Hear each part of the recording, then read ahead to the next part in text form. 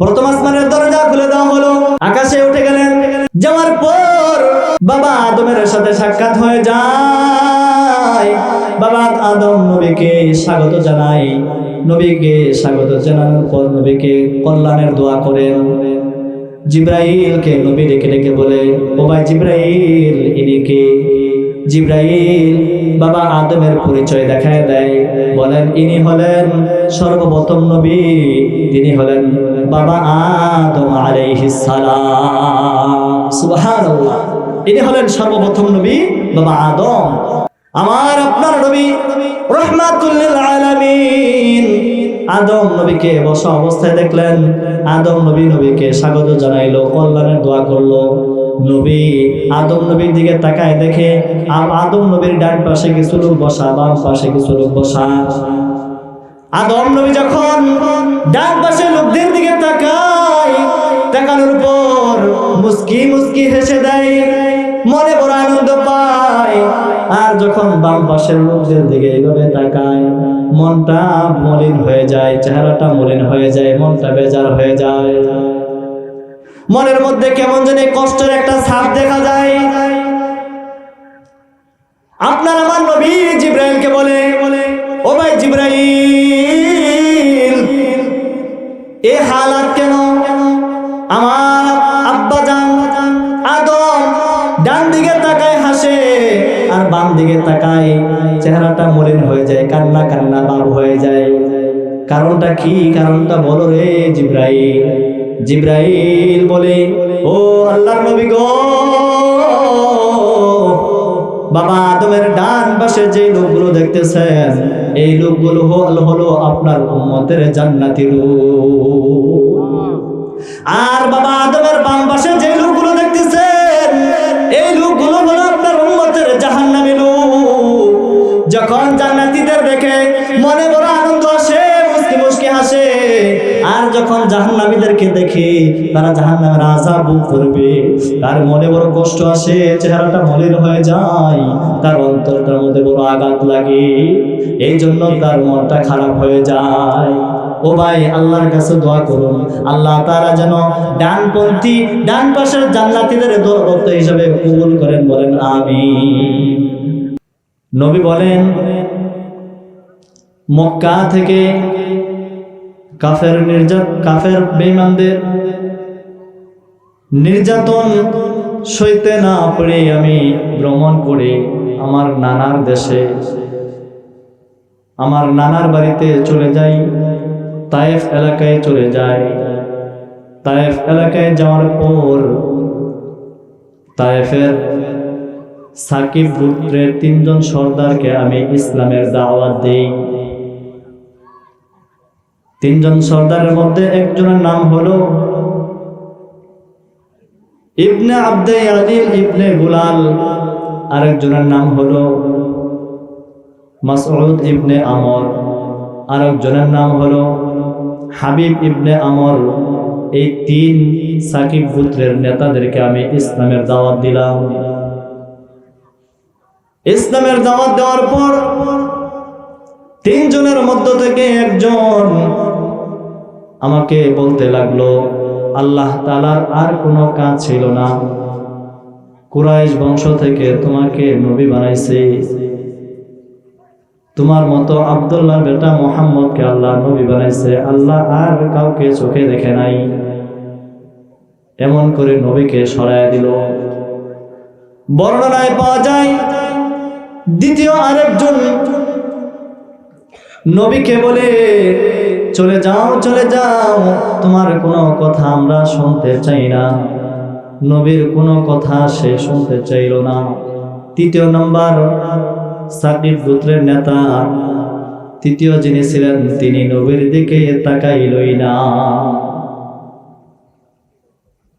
এই 3 জন এই হালাত নবীকে দেখাইলেন, এই অবস্থা দেখাইলেন। দেখানোর পর নবীর মনটা বড় খারাপ হয়ে গেছে। ইতিমধ্যেই এই সাকিব গোত্রের এই 3 জন নেতা তায়েফের যত যুবক ছিল, এই যুবকদেরকে নবীর পিছনে লেলিয়ে দেয়। এই যুবকগুলো দাঁড়ানো পাথরগুলো নিয়ে নবীর উপরে ছুটতে থাকে। একের পর এক পাথরগুলো নবীর উপর যখন ছুটতে থাকে, নবীর শরীর ছিদ্র হইয়া ফিঙ্কি দিয়া রক্ত বাহির হতে থাকে। নাউজুবিল্লাহ বলেন। রক্ত বাহির হতে হতে সমস্ত শরীর রক্তে রঞ্জিত হয়ে যায়। রক্তে জড়তে জুতা মুবারক গুলো নবীর পায়ের সঙ্গে লেগে যায়। নবী ভীষণ কষ্ট পায়। নবী কষ্ট পায় আর নবী সেখান থেকে হাঁটতে হাঁটতে চলে যায়। কর্দুস সায়ালিব নামক একটি স্থানে চলে যায়। যাওয়ার পর নবী ভেঙে পড়েছে। নবী অনেক কষ্ট পেয়েছে। কষ্ট পাওয়ার পর নবী আকাশের দিকে তাকাইছে। নবী আকাশের দিকে তাকানো মাত্রই তাকায় দেখে আসমানের মেঘমালাগুলো নবীকে ছায়া দেয়। নবী একটু শান্ত হইলেন। যখন ছায়া পাইল, নবী তাকায় দেখে আসমানের মেঘমালার মধ্যে আল্লাহর একজন বড় ফেরেশতা জিবরাইলকে দেখা যায়। সুবহানাল্লাহ। জিবরাইল সেখান থেকে নবীকে ডেকে বলে, ও নবী গো, বুঝতে পেরেছে আপনি বড় কষ্ট পাইছেন, আপনার মনে বড় ব্যথা। আপনি তাদেরকে দ্বীনের পথে দাওয়াত দিলেন, আপনার দাওয়াত তারা তো গ্রহণ করলই না, বরঞ্চ আপনার উপরে অমানবিক আচরণ তারা করল। ও নবী, আল্লাহ পাক রব্বুল আলামিন আমার সাথে পাহাড়ি ফেরেশতা দিয়ে দিয়েছেন। পাহাড়ি ফেরেশতা পাঠাই দিয়েছেন। এই পাহাড়ি ফেরেশতাদেরকে আপনি যা বলবেন তারা তাই মানবে। আজকে সিদ্ধান্ত আপনার হাতে। আপনি যেটা সিদ্ধান্ত নেবেন সেটাই আল্লাহ ফয়সালা করবে। নবীজির কাছে জিবরাইল আসলেন, পাহাড়ি ফেরেশতাগুলো আসলেন।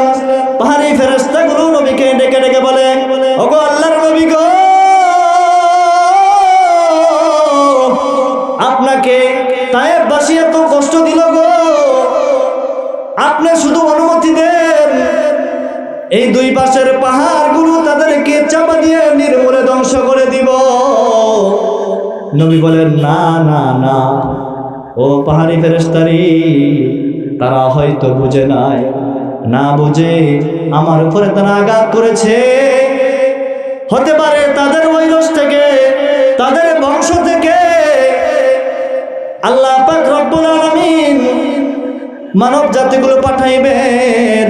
তারা এসে আমার ইসলামকে গ্রহণ করে কালেমা পড়ে মুসলমান হয়ে আমার উম্মত হয়ে যাবে।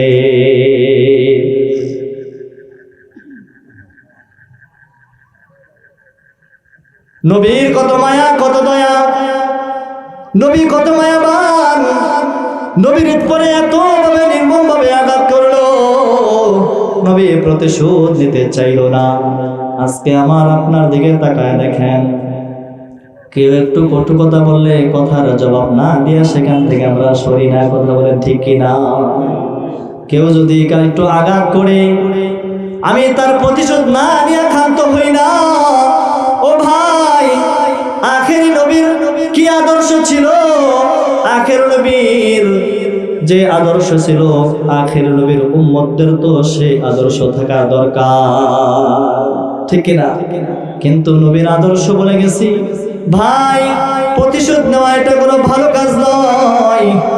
প্রতিশোধ নেওয়া বন্ধ করে দেই, আল্লাহর কাছে ছেড়ে দেই।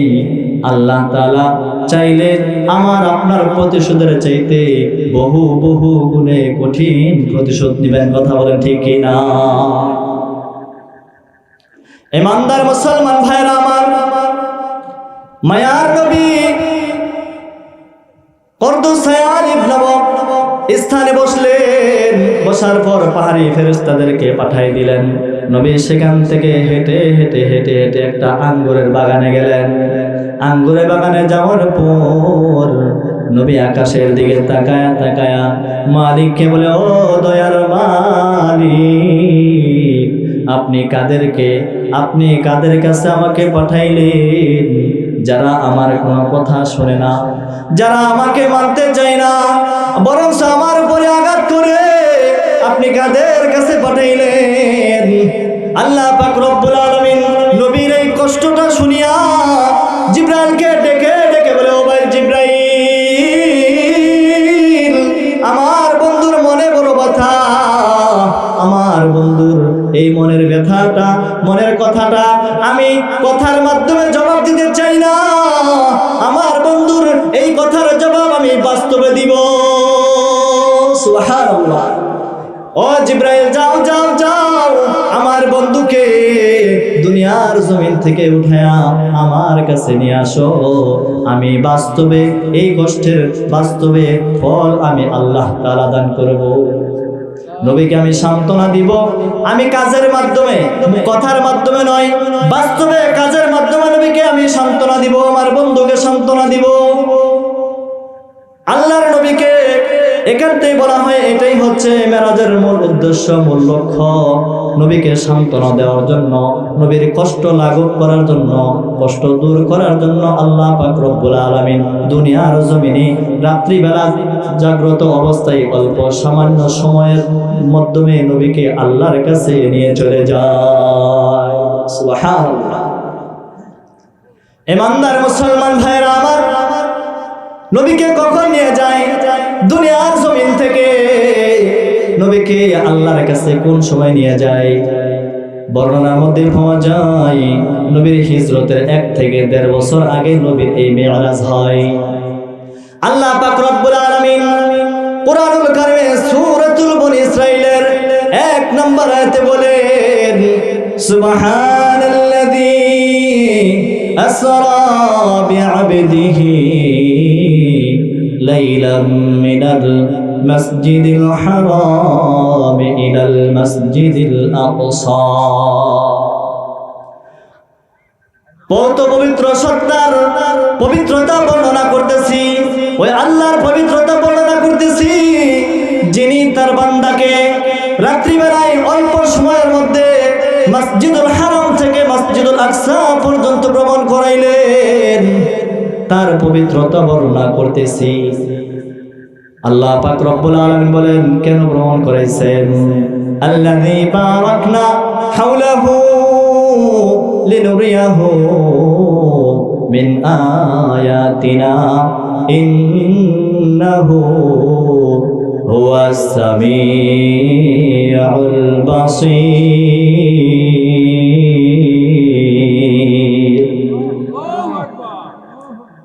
ইমানদার মুসলমান ভাইরা আমার, আল্লাহ বলেন, আমার বন্ধুকে কেন ভ্রমণ করাইলাম? আল্লাযী বারাকনা হাওলাহু, আমি মসজিদুল হারাম থেকে মসজিদুল আকসা পর্যন্ত আমার বন্ধুকে নিলাম। কেন নিলাম? আল্লাযী বারাকনা হাওলাহু, আমি মসজিদুল আকসার চারপাশে বরকতময় নিদর্শন বলে রেখে দিয়েছি। সুবহানাল্লাহ। বর্ণনার মধ্যে পাওয়া যায়, মসজিদুল আকসা বাইতুল মুকাদ্দাসের আশেপাশে 70,000-এরও বেশি নবী রাসূলদের কবর পাওয়া যায়। বলেন সুবহানাল্লাহ। আমি আল্লাহ আমার বন্ধুকে এই নবীদের কবরগুলো জিয়ারত করার জন্য পাঠাইলাম, আমার বন্ধু যেন নবীদের কবরগুলো জিয়ারত করতে পারে, নবীদের কবরের হালাতগুলো জানতে পারে, কবর জগতের অবস্থাগুলো পর্যবেক্ষণ করতে পারে। এই জন্য আমার বন্ধুকে মসজিদুল হারাম থেকে মসজিদুল আকসা পর্যন্ত ভ্রমণ করাইলাম। বাইতুল মুকাদ্দাসের আশেপাশে 70,000-এরও বেশি নবী রাসূলদের কবর রয়েছে। নবী বলেন, আমি যখন এই মেরাজের ভ্রমণে যাই, আমি মুসা নবীকে দেখি কবরের মধ্যে দাঁড়ায় দাঁড়ায় নামাজ পড়তেছে। বলেন সুবহানাল্লাহ। কবরের মধ্যে দাঁড়ায় দাঁড়ায় নামাজ পড়তেছে। সুবহানাল্লাহ, সুবহানাল্লাহ। আমি অনেক কবরের হালাত জানতে পারলাম। অনেক নেককার বান্দাদের কবর থেকে জান্নাতের সুঘ্রাণ আসতেছে। আমি কবরের অবস্থাগুলো দেখলাম, কবরের অবস্থাগুলো দেখিয়া আমার মনটা ভরে যায়। ফেরাউনের স্ত্রী আসিয়ার কবর থেকে জান্নাতের সুঘ্রাণ আসে। বিভিন্ন যারা ইসলামের জন্য জীবন দিয়েছে তাদের কবরগুলো থেকে জান্নাতের সুঘ্রাণ আসতেছে। এই কবরগুলো থেকে জান্নাতের সুঘ্রাণ আসে। আমি যেই কথাটা বললাম, নবীকে যে কথাটা বলা হলো, কবরের মধ্যে মুসা নবী দাঁড়ায় দাঁড়ায় নামাজ পড়ে, কবর থেকে জান্নাতের সুঘ্রাণ আসে। নেককার বান্দাদের কবর থেকে জান্নাতের সুঘ্রাণ আসে। যাদের কবরের মধ্যে জান্নাতের হাওয়া চালু হয়ে যায় তারা বড় সৌভাগ্যবান হয়ে যায়। এই কথাটা হুজ্জাতুল ইসলাম কাসেম নানুতুবি রহমাতুল্লাহি আলাইহি একবার এক মজলিসে বয়ান করতেছিলেন। কি বয়ান করতেছিলেন? যদি কোনো কবরস্থানের মধ্যে আল্লাহর একজন নেককার বান্দা থাকে, ওই নেককার বান্দার উসিলা করিয়া আল্লাহ পাক রব্বুল আলামিন ওই কবরস্থানের সকল কবরবাসীদেরকে মাফ করিয়া দেয়।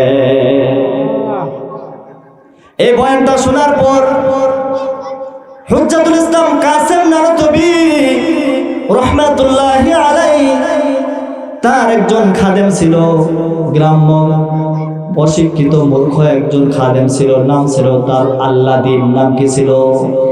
আল্লাদিন। আল্লাদিন মূর্খ অশিক্ষিত কাসেম নানুতুবি রহমাতুল্লাহি আলাইহির খাদেমটা বলতেছে, একজনের ছিল সব কবরবাসীর মাফ হয়ে যাবে। একজন নেক আমল করছে, সারা জীবন গুনাহ করছে, আল্লাহ করে মাফ করে দিবেন। কাসেম নানুতুবি রহমাতুল্লাহি আলাইহি বললেন, তুমি কি এটা মানতে চাও না? আল্লাদিন বলে, ও আল্লাহর ওলি, এটা কিভাবে সম্ভব? সারা জীবন গুনাহ করলো, নেককারের পাশে যাওয়ার পর তাকে আল্লাহ মাফ করে দিবে, এটা কিভাবে হয়? কাসেম নানুতুবি সহজ সরল ভাবে এই অশিক্ষিত মানুষটাকে, সহজ সরল ভাবে সুন্দর একটা উদাহরণ দিয়ে বুঝাই দিলেন। ওই সময়টা ছিল গরমের সিজন। এই আল্লাদিন কাসেম নানুতুবিকে বয়ানরত অবস্থায় তালপাতার পাখা দিয়ে বাতাস দিতেছেন।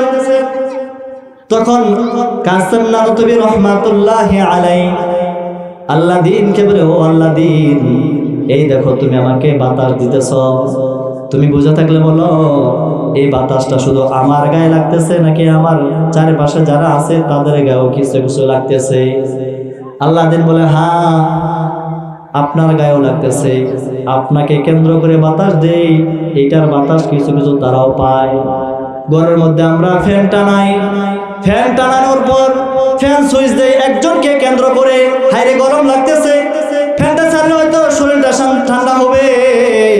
আশেপাশে যারা থাকে এই ফ্যানের বাতাস তারা পায় কি পায় না? তারাও কিন্তু পায়। হুজ্জাতুল ইসলাম কাসেম নানুতুবি রহমাতুল্লাহি আলাইহি তিনি বলেন, ও আল্লাদিন, কোন একটা কবরস্থানের মধ্যে যদি একটা আল্লাহওয়ালা থাকে, একটা বুজুর্গ থাকে, ওই বুজুর্গর কবরের মধ্যে যদি জান্নাতি হাওয়া চালু হয়ে যায়, ওর ওসিলা করিয়া সকল কবরবাসীদেরকে আল্লাহ মাফ করিয়া দেয়। যেমন ভাবে একজনকে কেন্দ্র করে বাতাস দিলে এই বাতাস সবাই একটু একটু উপভোগ করে, ওই জান্নাতি বাতাস যদি একজনের গায়ে লাগে, আশেপাশে যারা আছে তাদের গায়েও লাগে, তাদের গায়ে এই জান্নাতি বাতাস লাগার কারণে তাদেরকেও আল্লাহ মাফ করিয়া দেয়। সুবহানাল্লাহ। ওই ইমানদার মুসলমান ভাইয়েরা আমার, আপনারা বুঝে থাকলে বলেন, একটা কবরস্থানের মধ্যে যদি একটা নেককার থাকে, তার উসিলা করে গুনাহগাররা মাফ পায় কি পায় না? এই জন্য বড় বড় কবরস্থানের দরকার। আল্লাহর নবী কবরস্থান বানাইছেন, আল্লাহর নবী কবরস্থানের গঠন প্রতিষ্ঠাতা ছিলেন। আল্লাহর নবী এরকম ভাবে কবরস্থান বানাইছেন, বিভিন্ন জায়গায় তিনি গোরস্থান বানাইছেন। কিন্তু আমাদের দিকে তাকাইলে দেখা যায় যার যেখানে মনে চায় সেখানেই কবর দিয়া দেয়। কথা বলেন ঠিক কিনা? ও ভাই, সবার কবর যদি এক জায়গায় থাকতো, হতে পারে এখানে একজন আল্লাহর ওলি ঘুমায় আছে, ও রসুলা করে গুনাহগারটিও মাপ পায় যাইতো কি যাইতো না? কিন্তু আল্লাহর ওলিটা এখানে শুয়ে আছে, গুনাহগারটা ওখানে শুয়ে আছে। ওই গুনাহগারটা কিন্তু ওই তাল পাতার পাখার বাতাসটা পাইতেছে না। কথা বলেন ঠিক কি না? এই জন্যই নবী বলেছেন, আমি কবরস্থান বানাইছি, কবরস্থানের প্রতিষ্ঠাতা ছিলাম। বিভিন্ন অঞ্চলে যায় দেখবেন বড় বড় কবরস্থান, কেন্দ্রীয় কবরস্থান আছে না নাই? বড় দুঃখের বিষয়, এখানে সেখানে কবর দিয়ে দেয়। দাদার কবরের ওয়ালের মধ্যে দাঁড়াইয়া নাতি সিগারেট খায়, এমন আছে না নাই? বাপের কবরের ওয়ালের মধ্যে দাঁড়াইয়া সন্তান গাঁজা খায়, এমন আছে না নাই? ওরে ভাইয়ের কবরের পাশে এরকম ভাবে ভাই যায়া প্রস্রাব করে, এমন আছে না নাই? ও ভাই, কত বড় হতভাগা কপাল পোড়া। কবরের পাশে যদি কোরআন তেলাওয়াত করা হয়, ওই ব্যক্তিরা যদি সওয়াব পায়, এই সওয়াবের উসিলা করিয়া যদি ওই ব্যক্তিকে নাজাতের ব্যবস্থা করা হয়, আর ওই কবরস্থানের পাশে যদি প্রস্রাব করা হয়, এটার পাপ তার কবরে যায় কি যায় না? এই জন্য আপনাদের অনুরোধ করে বলবো, সকলে একমত হয়ে একটা কবরস্থান বানান। ওখানে যদি একটা আল্লাহর বান্দা, একটা আল্লাহর ওলি শুয়ে থাকে, ওই আল্লাহর ওলির উসিলা করিয়া ওই আশেপাশে গুনাহগারগুলো নাজাত পাই যাইতে পারে। এই জন্যই আগে তো কবরস্থানে এমন ছিল, কবরস্থানের মধ্যে গুনাহগারদের কবর দেওয়া হইতো না। আল্লাহর একজন ওলি ছিলেন, তিনি একটা কবরস্থান গঠন করছেন। সেই কবরস্থানও মাটি দেওয়ার জন্য তিনি 3টা শর্ত করেছিলেন। তার মধ্যে একটা শর্ত হলো 2000 হাদিসের হাফিজুল হাদিস হইতে হবে। সনদ সহ যার 2000 হাদিস মুখস্থ আছে, কেবল ওই ব্যক্তিরাই ওই কবরস্থানে শুইতে পারবে, আর এটা শুইতে পারবে না। গুনাহগারদেরকে ওখানে শোয়াইতো না। কিন্তু আমরা তো একটা ফাস্টানে মারা গেছে, ওই এক জায়গায় রেখে দিই। একটা বিষ খায় মরছে, ওই জায়গায় রেখে দিই। একটা প্রেম করতে গিয়ে ফেল করছে, ফেল কইরা প্রেমে ফেল করছে, ফেল কইরা সুইসাইড করছে, ওই জায়গায় রাখি। একজন আলেম ওই জায়গায় রাখে, একজন হাফেজ ওই জায়গায় রাখে, ঠিক না? হ্যাঁ, আগে এমন বাঁচা হইতো। দেখো হয়তো গুনাহগারদেরকে যারা আত্মহত্যা করে মারা গেছে, তাদেরকে ওই কবরস্থানে রাখা হইতো না। আজকে আমাদের মধ্যে এটা নাই, আমাদের কোনো কবরস্থান নাই। এখানে আনাচে কানাচে কবরস্থান। হাইরে, কবরস্থানকে কত অপমান করা হইতেছে কি হয় না? ও ভাই, হাতে ধরে পা ধরে আপনাদেরকে অনুরোধ করে বলি, কবরস্থান বানান। হতে পারে এই কবরস্থানের মধ্যে যে কোনো একটা আল্লাহর কবুলিয়াত বান্দা শুইতে পারে, ও রাসূল এগুলো সবাই নাজাত পেয়ে যেতে পারে। আল্লাহ পাক রব্বুল আলামিন বলেন, আল্লাযী বারাকনা হাওলাহু লিনুরিয়াহু মিন আয়াতিনা। আমি আমার বন্ধুকে বাইতুল মুকাদ্দাসের চতুর্পাশের নিদর্শনাবলী, বরকতময় নিদর্শনাবলী দেখানোর জন্য আমি আমার বন্ধুকে মেরাজ করাইলাম, ভ্রমণ করাইলাম। আল্লাহর নবী সকল নিদর্শনগুলো দেখলেন। দেখার পর তারপরে নবীকে বাইতুল মুকাদ্দাসে প্রবেশ করানো হলো।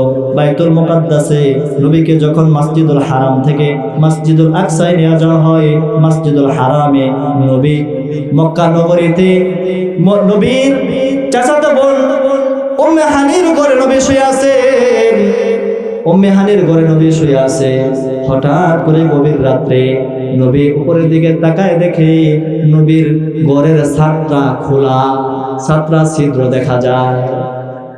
ওই ছাদ দিয়া জিবরাইল আমিন আসছে। জিবরাইল আমিনকে নবী জিজ্ঞাসা করে, ও ভাই জিবরাইল, তুমি কেন এরকম ভাবে ব্যতিক্রম ভাবে আসলা? আসার জন্য তো দরজা আছে, তুমি ইতিপূর্বে তো আমার কাছে অনেকবার আসছো, কোনোবার এমন হয় নাই। জিবরাইল আমিন নবীকে ডেকে ডেকে বলি, ও আল্লাহর নবী গো, আজকে যেহেতু আমি ব্যতিক্রম ভাবে আসছি, আজকে আপনার সাথে যত কাজ হবে সব ব্যতিক্রমী হইবে। এটা দুনিয়ার কোন কাজের সাথে মিলবে না। আসার পর নবী বলেন, জিবরাইল আমাকে নিয়ে গেলেন হাতেমে কাবায়, কাবার পাশে নিয়ে গেলেন। নেওয়ার পর নবী আমাকে শোয়াইলেন, জিবরাইল আমাকে শোয়াইলেন, শোয়ায়া বক্ষ বিতরণ করলেন। বক্ষ বিতরণ করার পর জমজমের পানি দিয়ে আমার ভিতরটা ধুইলেন। কি করলেন? জমজমের পানি দিয়ে আমার ভিতরটা ধুইলেন। দেওয়ার পর একটা স্বর্ণের পেয়ালা আনা হলো। স্বর্ণের পেয়ালার মধ্যে দুইটা জিনিস রাখা ছিল। কয়টা? একটা রাখা ছিল হিকমত, আরেকটা রাখা ছিল ঈমান। এই হিকমত এবং ঈমানকে জমজমের পানি দিয়া ধুইয়া আমার ভিতরে ঢুকায় দেয়, ঢুকায় আবার আমার বুকটা এইভাবে চাপা দিয়ে লাগায় দেয়। কোনো সেলাই লাগে নাই, কোনো রক্তপাত হয় নাই। এখান থেকেই হাত সার্জারি বৈজ্ঞানিকরা বাহির করে বলেন সুবহানাল্লাহ। আমাকে হাত সার্জারি করা হলো, আমার ভিতরে হিকমত ঢুকায় দেওয়া হলো, আমার ভিতরে ঈমান ঢুকায় দেওয়া হলো। ঢুকানোর পর আমাকে বহন করার জন্য একটা বুরাক আনা হলো। বুরাক শব্দের অর্থই হলো বিজলির মতো একটা বাহন। বরকন শব্দ থেকে আসছে। বরকন শব্দের অর্থই হচ্ছে বিজলি। আকাশের বিজলি যেমন চমক দিয়ে আবার নিভে যায়, এমনটা হয় কি হয় না? চমক দিয়ে নিভে যায়। এরকম এমন একটা বাহন আনা হলো, যে বাহনটার দৃষ্টি যতটুকু পর্যন্ত যায় অতটুকু পর্যন্ত তার একটা কদম পড়ে। এত দ্রুতগামী একটা বাহন আনা হলো, যার নাম হলো বুরাক। এই বুরাক নামক বাহনটা আনা হলো। আনার পর এই বুরাক নামক বাহনটা আমাকে বহন করার জন্য একটু অস্বস্তিকর মনে করলো। সে একটু অস্বীকৃতি জানাতে চাইলো। জিবরাইল আমিন বুরাককে ডেকে ডেকে বলেন, ও বুরাক, তুমি জানো নি আজকে তোমার কাঁধের উপরে কাকে উঠাইছো?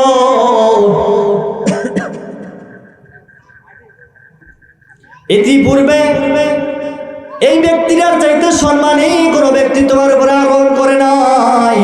তিনি হলেন দু জাহানের বাদশা, রহমাতুল লিল আলামিন। সুবহানাল্লাহ। যাকে সৃষ্টি না করলে দুনিয়া সৃষ্টি হইতো না, যার উসিলা করে বুরাক তোমাকেও বানানো হয়েছে। এমন সম্মানী ব্যক্তি আজকে তোমার উপরে আরোহণ করবে। বুরাক শোনার পর নিজেকে একটু লজ্জিত ভাবলেন। হায় হায়, আমি ভুল করে কি অস্বীকৃতি জানাইলাম। লজ্জায় তার শরীরটা ঘেমে পানি ঝরতে লাগলো। মানুষ যখন কোনো পেরেশানিতে পড়ে দেখবেন তার মাথা কাঁপতে থাকে, কপাল কাঁপতে থাকে, শরীর ঘেমে যায়। তিনি মানে পেরেশান হয়ে গেলেন। হাই হাই, আমি কি বললাম, হাই রে বলে কেমন জানি আমি একটা নিজেকে এর মধ্যে ফেলে দিলাম, বিপদের মধ্যে ফেলে দিলাম কিনা। বুঝেন নাই? বুরাকের শরীর ঘেমে গেছে। বুরাকটা জিনপুশ পরিহিত অবস্থায় ছিল। নবীকে জিবরাইল বুরাকের উপর উঠাইলেন। উঠে মসজিদুল হারাম থেকে বাইতুল মুকাদ্দাসে নিয়ে আসলেন। আসার পর নবী বুরাকটাকে বেঁধে রাখলেন। আগেরকার ওনার পূর্বে যত নবী রাসূল ছিলেন তারা তাদের বাহনগুলো এনে যেই জায়গায় বেঁধে রাখতেন ওই জায়গায় তিনি বেঁধে রাখলেন। এখানে শিক্ষণীয় ব্যাপার আছে, সময় কম বলবো না। বেঁধে রাখার পর নবী বাইতুল মুকাদ্দাসের ভিতরে ঢুকলেন। ঢুকার পর নবী দেখেন অসংখ্য নবী রাসূল আমার আপনার নবীকে স্বাগত জানানোর জন্য উপস্থিত হয়ে আছে। নবীকে সবাই স্বাগত জানাইলেন, সকল নবী রাসূলদেরকে নবী দেখলেন। দেখার পর নবী ওযু বানাইয়া 2 রাকাত নামাজ পড়ার জন্য প্রস্তুতি নিলেন। নবী নামাজ পড়বেন। এখন নামাজে দাঁড়ায় গেছেন, নফল 2 রাকাত নামাজ পড়বেন। এখান থেকে শিক্ষা নেন, আপনি যখন কোথাও ভ্রমণে যাবেন ঘর থেকে বাহির হওয়ার আগে 2 রাকাত নফল নামাজ পড়ে বাহির হবে। কোনো বিপদ আপনাকে ছোঁয়া দিবে না, কোনো বিপদ আপনার পাশে আসবে না। 2 রাকাত নামাজ পড়ে ঘর থেকে বাইরে হবেন, পারবেন তো ইনশাআল্লাহ। নবী কিন্তু 2 রাকাত নামাজ পড়ার জন্য প্রস্তুত হয়ে গেছে। আপনার আমার দয়ার নবী, মায়ার নবী, রহমাতুল লিল আলামিন নামাজের প্রস্তুতি নিলেন। নামাজে দাঁড়ায় গেছে, সবাই কাতারের মধ্যে দাঁড়ায় আছে। কেউ সামনে যায় না, কেউ সামনে যাওয়ার সাহস রাখে না। নবীকে জিবরাইল হাত ধরে সামনে আগায় দেয়। বলেন সুবহানাল্লাহ। সামনে আগায় দেয়। এই জন্য তো বলা হয়েছে সাইয়্যিদুল মুরসালিন, নবী সকল নবীদের নবী, সকল নবীদের সরদার। কেন ইমাম কাকে বলা হয়? ইমাম বলা হয় সবার নেতাকে বলা হয় ইমাম। ইমাম শব্দের অর্থই হচ্ছে নেতা। সকল মুসল্লিদের ইমামতি করে দায়িত্ব নেই, এই জন্য তাকে নেতা বলা হয়। আল্লাহ পাক রব্বুল আলামিন নবীকে নেতা বানাইলেন, সকল নবীদের নেতা বানাইয়া সামনে ইমাম বানাইয়া ইমামতি করাইলেন। বলেন সুবহানাল্লাহ। এই জন্য তো বলা হয় সাইয়্যিদুল মুরসালিন, তিনি হলেন সকল নবীদের নেতা। সুবহানাল্লাহ। 2 রাকাত নামাজ পড়লেন। নামাজ পড়ার পর নবী বলেন, জিবরাইল আমাকে নিয়ে রওনা। বাইর হয়ে গেলেন। এখানে কোন বর্ণনা পাওয়া যায় সেই বুরাক নামক বাহনটাকে বাদ দিয়ে রফরফ নামক আরেকটা বাহন আনা হয়। এটার গতি এটার চাইতে আরো বহু বহু গুণে বেশি। সুবহানাল্লাহ। নবীকে নিয়ে জিবরাইল রওনা দিলেন। সামনের দিকে অগ্রসর হলেন। অগ্রসর হওয়ার পর আল্লাহ পাক রব্বুল আলামিন জিবরাইলকে নিয়ে নবীকে নিয়ে রওনা দিতে বললেন। আগাইলেন। আগাইতে আগাইতে বাইতুল মুকাদ্দাস থেকে প্রথম আসমানে যাবেন। রওনা। বাইতুল মুকাদ্দাস থেকে প্রথম আসমানের দূরত্ব হলো 500 বছরের রাস্তা। কত দিনের? 500 বছরের রাস্তা। আবার প্রথম আসমানটার পুরুত্ব হয়েছে 500 বছরের রাস্তা। তারপরে আবার আসমানের উপরে দ্বিতীয় আসমানের উপরে যে জায়গাটা আছে, যে জগৎটা আছে, ওই জগৎটা আবার 500 বছরের রাস্তা।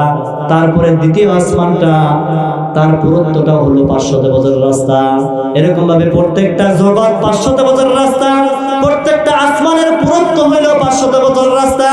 তাহলে 7টা জগৎ, এক একটা জগৎ যদি 500 বছরের রাস্তা হয়, তাহলে 3500 বছরের রাস্তা হলো এই 7টা জগতের। আর 7টা আকাশের পুরুত্ব যদি 500 বছরে করা হয়, 535 বছর, 35,000 বছরের পুরুত্ব হলো আকাশগুলো। তাহলে বোঝা যায় 7,000 বছরের দূরত্ব রাস্তাগুলো আল্লাহ পাক রব্বুল আলামিন জিবরাইলের মাধ্যমে জিবরাইলকে সঙ্গী বানাইয়া আল্লাহ তাআলা ভ্রমণ করাইলেন। প্রথম আসমানের দ্বারে গেছেন। যাওয়ার পর প্রথম আসমানের দায়িত্বশীল ফেরেশতা, নাম তার ইসমাইলের কাছে যাওয়ার পর জিবরাইল দরজার মধ্যে কড়াঘাত করে নাড়া দেয়, ঢুকা দেয়। ইসমাইল ফেরেশতা বলে, ও ভাই জিবরাইল, তোমার সাথে কে? জিবরাইল বলে, দরজা খোলো। বলে, দরজা খুলবো। তোমার সাথে কে? বলে, আমার সাথে দু জাহানের বাদশা সাইয়্যিদুল মুরসালিন খাতামুন নবিয়্যিন রাহমাতুল লিল আলামিন।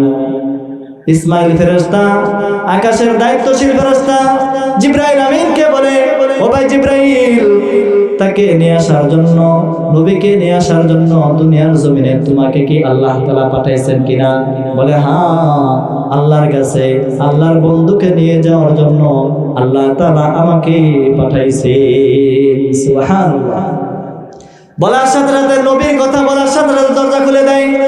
এখানে প্রশ্ন জাগতে পারে, যেই নবীকে সৃষ্টি না করলে কুল কায়নাত সৃষ্টি করতো না, এই নবীকে এই আকাশে ওঠার জন্য দরজা খোলার অনুমতি কেন নেওয়া হলো? তিনি তো বিনা পারমিশনে ঢুকতে পারতেন। জিজ্ঞাসা কেন করলো? ও ভাই, এখান থেকে শিক্ষা নেন। প্রত্যেকটা জায়গায় আপনার চাইতে ছোট থাকুক বা বড় থাকুক, আপনি যত বড় নেতা কথা হন না কেন, যেখানে যাবেন, যার যার পজিশনে যাবেন, যার বাড়িতে যাবেন, যার ঘরে যাবেন, যার অফিসে ঢুকবেন, সর্বপ্রথম আপনি তার কাছ থেকে অনুমতি নেবেন। এটাই হলো নবীর আদর্শ, এটাই হলো আল্লাহর শিক্ষা। আমরা তো অনুমতি নিই না, বড় যায় আসে, ঠিক না? ঠিক। ইসলাম পরিপন্থী কাজ। প্রথম আসমানের দরজা খুলে দেওয়া হলো। আকাশে উঠে গেলেন। যাওয়ার পর বাবা আদমের সাথে সাক্ষাৎ হয়ে যায়। বাবা আদম নবীকে স্বাগত জানায়। নবীকে স্বাগত জানানোর পর নবীকে কল্যাণের দোয়া করেন। জিবরাইলকে নবী ডেকে ডেকে বলে, ও ভাই জিবরাইল, ইনি কে? জিবরাইল বাবা আদমের পরিচয় দেখায় দেয়। বলেন, ইনি হলেন সর্বপ্রথম নবী, তিনি হলেন বাবা আদম আলাইহিস সালাম। সুবহানাল্লাহ। ইনি হলেন সর্বপ্রথম নবী, বাবা আদম। আমার আপনার নবী রাহমাতুল লিল আলামিন আদম নবীকে বসা অবস্থায় দেখলেন। আদম নবীকে স্বাগত জানাইলো, কল্যাণের দোয়া করলো। নবী আদম নবীর দিকে তাকায় দেখে আদম নবীর ডান পাশে কিছু লোক বসা, বাম পাশে কিছু লোক বসা।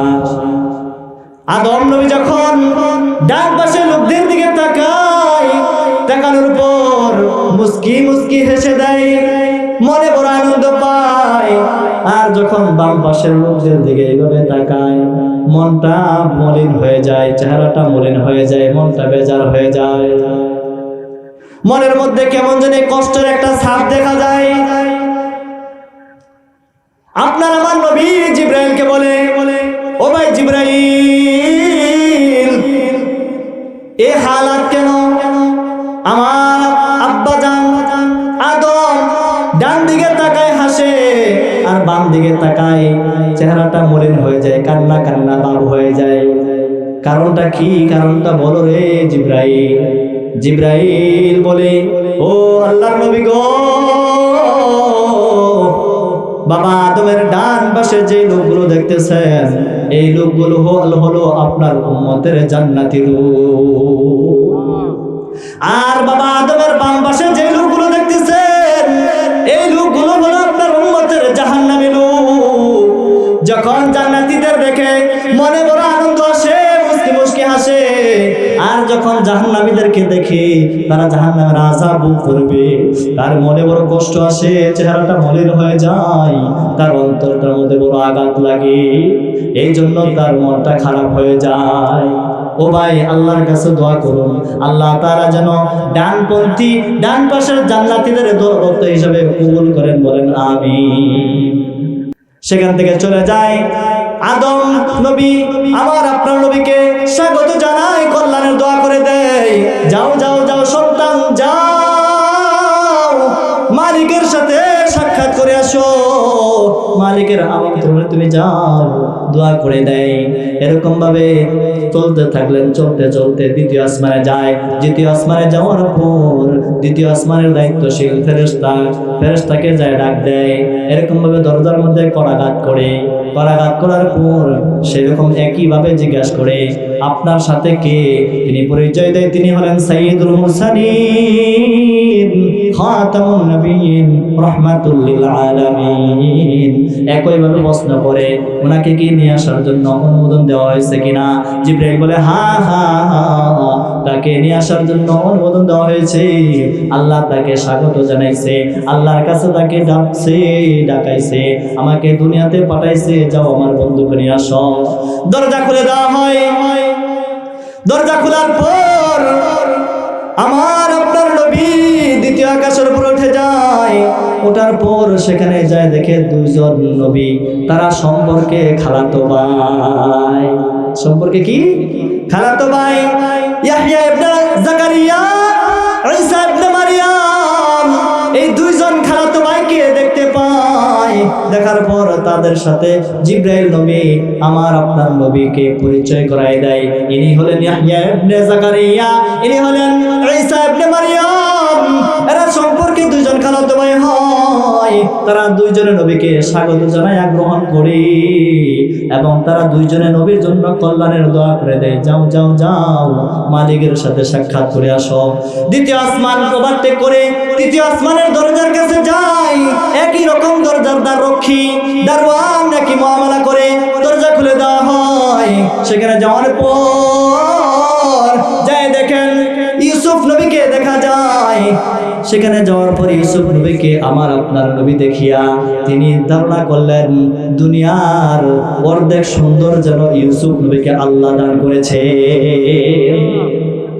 দুনিয়ার অর্ধেক সৌন্দর্য ইউসুফ নবীকে আল্লাহ তাআলা দান করে দিয়েছেন, বলেন সুবহানাল্লাহ। এত সুন্দর করে ইউসুফ নবীকে আল্লাহ বানাইলেন, আল্লাহু আকবার।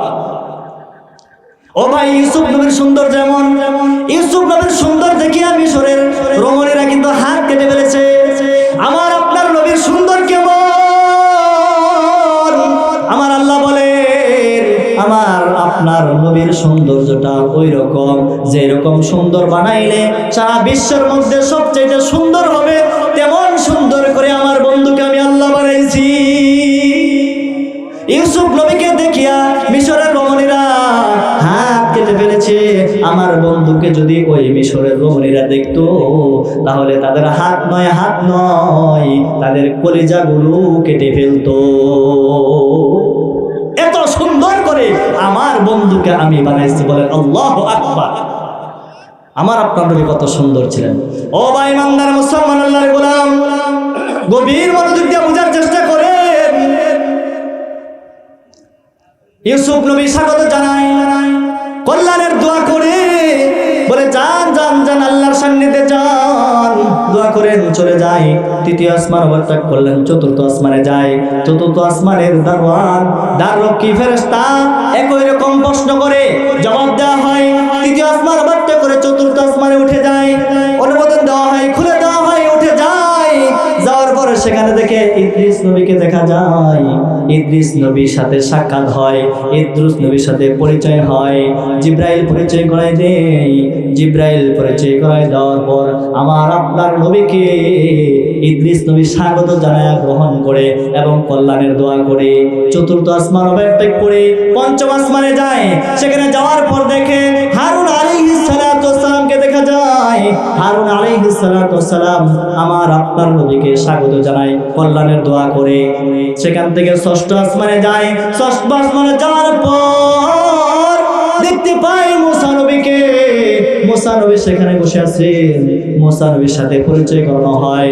পরিচয় করানোর পর মুসা নবী আমার আপনার নবীকে স্বাগত জানায়, কল্যাণের দোয়া করে। ষষ্ঠ আসমান শেষ, সপ্তম আসমানে ওঠেন। সপ্তম আসমানে একই রকম দরজার দ্বাররক্ষী দারওয়ান প্রশ্ন করে, প্রশ্নের জবাব দেওয়া হয়। জবাব দিয়ে সপ্তম আসমানে উঠে যায়। যাওয়ার পর সেখানে দেখেন আমাদের আদি পিতা, আমাদের জাতির পিতা হযরত ইব্রাহিম আলাইহিস সালাতু ওয়াস সালাম, ইব্রাহিম নবীকে দেখতে পায়। ইব্রাহিম নবী কেমন অবস্থায় আছেন? বাইতুল মামুরের দেওয়ালের মধ্যে এইভাবে হেলান দিয়ে বসে আছেন। হেলান দিয়া বসে তিনি এইভাবে বসে রয়েছেন। জিব্রাইল আমিন আমার আপনার নবীকে ইব্রাহিম নবীর সাথে পরিচয় করায় দেয়। বাইতুল মামুরটা হলো কাবা শরীফের সরাসরি সোজা। সেই জায়গায় বাইতুল মামুরের অবস্থা কেমন? বাইতুল মামুরটা এমন, বাইতুল মামুরটাকে আল্লাহ তাআলা এমন সম্মানী করে বানাইছেন। এই বাইতুল মামুরে প্রতিদিন 70,000 করে ফেরেশতা তওয়াফ করে, একটা করে কেবলমাত্র রাউন্ড দেয়। কয়টা করে? একটা। কতজন ফেরেশতা? 70,000 ফেরেশতা একবার করে একটা চক্কর দিবে। কিয়ামতের আগ পর্যন্ত ওই ফেরেশতাগুলোর আর সেই বাইতুল মামুর তওয়াফ করার সুযোগ হবে না। আল্লাহ তাআলা এত অসংখ্য অগণিত ফেরেশতাকুল বানাইছেন, ওই বাইতুল মামুরের দেওয়ালের মধ্যে হেলান দিয়া বসে আছে। বসার পর ইব্রাহিম নবী আমার আপনার নবীকে বলেন, ও আল্লাহর নবী গো, আমার পক্ষ থেকে আপনার উম্মতের জন্য 4টা বার্তা নিয়ে যান। কয়টা বার্তা? 4টা বার্তা নিয়ে যান। 1 নাম্বার বার্তা হলো আমার পক্ষ থেকে আপনার উম্মতদেরকে সালাম জানাবেন। বলেন সুবহানাল্লাহ। বাবা ইব্রাহিম আমাদেরকে সালাম জানিয়েছেন, সালাম জানিয়েছেন। আল্লাহু আকবার, কত ভালোবাসা! আল্লাহু আকবার। 1 নাম্বার কি বলছেন? আমার আপনার নবীর কাছে মেরাজের রজনীতে আল্লাহ পাক রব্বুল আলামিনের নবী ইব্রাহিম 4টা বার্তা দিয়ে দিয়েছেন। 1 নাম্বার বার্তা দিলেন, যান আপনার উম্মতকে আমার পক্ষ থেকে সালাম জানাবেন। 2 নাম্বার আপনার উম্মতদেরকে জানাই দিন জান্নাতের যে মাটিগুলো আছে এই মাটিগুলো হবে সুঘ্রাণযুক্ত। জান্নাতের মাটিগুলো সুঘ্রাণযুক্ত। 3 নাম্বার জান্নাতের যে পানিগুলো আছে এই পানিগুলো হবে খুব মিষ্টিদায়ক। 4 নাম্বার জান্নাতের মধ্যে যে জায়গাটা আছে সেই জায়গাটা কিন্তু চাটিয়ালি ময়দান, খোলা মাঠ। এখানে কোনো গাছপালা নাই, তরলতা নাই, কোনো ঘরবাড়ি নাই। আপনার উম্মতদেরকে জানাই দিন 4টা তাসবিহর মাধ্যমে যেন এই খালি জায়গায় চাটিয়ালি ময়দানের মধ্যে তারা তাদের ঘর বানায়, গাছপালা তরলতা লাগায়। 4টা তাসবিহ কি? সুবহানাল্লাহ, আলহামদুলিল্লাহ, আল্লাহু আকবার, লা ইলাহা ইল্লাল্লাহ। এই 4টা তাসবিহ যেন বেশি বেশি করে পড়ে। যে 4টা তাসবিহ বেশি বেশি পড়বে আল্লাহ পাক রব্বুল আলামিন জান্নাতের মধ্যে এই খোলা জায়গায় তার জন্য গাছ লাগাবে, তার জন্য ঘর বানাবে, তার জন্য ফলের গাছ লাগাবে। এই জন্যই ওয়াইজেনে কেরাম বলে যদি কোনো ব্যক্তি একবার সুবহানাল্লাহ বলে এত বড় একটা গাছ